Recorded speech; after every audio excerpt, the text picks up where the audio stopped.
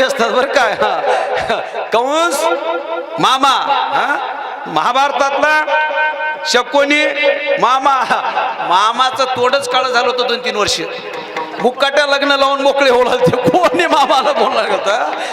ऐका मामा, त्या शेळीनं सांगितलं माय माय याला इंचू मामा म्हणतात. ते शेळीच्या अंतकरणात हे आली आणि शेळीनं सांगितलं याला काय का म्हणत माय, पण याला जरा या पाण्यातून बाहेर काढतो म्हणली. त्या शेळीनं दातामध्ये काडी धरली त्या इंच्याच्या पिलावाला बाहेर नेली.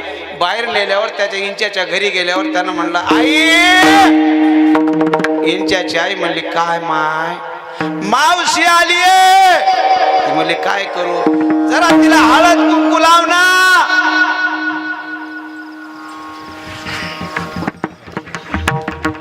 लावलं ना.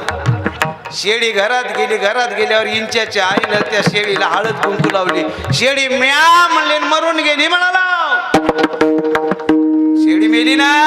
अरे शेळीनं उपकार केलं म्हणून महाराज ऐका, कोणावर उपकार करावं हेही कळावं, कोणावर उपकार करावं हेही कळावं.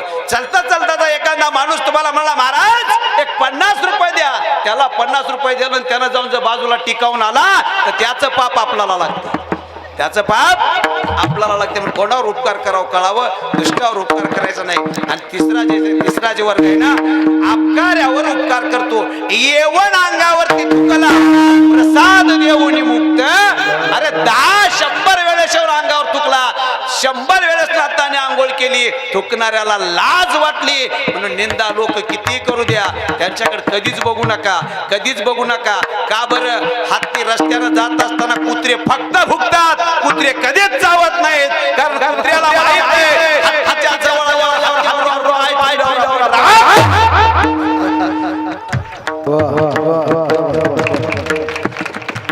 तुम्ही जेवढं मोठं व्हाल ना, तुम्हाला दुश्मन तयार करायची गरज नाही. तुम्ही 2 मजली बिल्डिंग टाका, शेजाऱ्याचं उगच्या उग पोट दुखते. धक्क धक्क करणे उगच्या उग पोट दुखते. मला त्याला दुःख म्हणायची गरज नाहीये, त्याचं ऑटोमॅटिक पोट दुखते, त्याला दुःख म्हणायची गरज नाहीये. अरे माणूस मोठा होत असताना त्याचं प्रारब्ध असतंय, दुसऱ्याचं पोट दुखते महाराज. पण संतांनं हे नाही केलं. अरे हे नाही केलं, ज्याने काट्याने मारलं त्याचे हातपाय माझ्या जगद्गुरु तुकोबारायांचे तुळे. पण तिसरा वर्ग आहे अपकार्यावरती उपकार करणारा. म्हणून इतकी उपकारासाठी आणि आले घरच्या वैकुंठी. कोण आले महाराज? 2 मिनिटं सांगतो. तुमचे फक्त माझ्याकडे 15 मिनिट राहिलेत आहे का?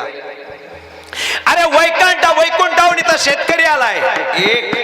अरे वैकुंठाहून या भारत देशामध्ये जन्माला आलेला 2. अरे वैकुंठाहून इथं संत आले 3. मला एक सांगा आपल्या घरी अन्न किती लागतं वर्षाकाठी? आपल्या घरी अन्न किती लागतं? 1-2 क्विंटल अन्न लागतं. शेतकरी 10 क्विंटल अन्न पिकवतो. अरे ते स्वतःच्या पोटासाठी नाहीये, तर जग सुखी झालं पाहिजे हे शेतकऱ्याचं लक्ष आहे. हे शेतकऱ्याचं लक्ष आहे.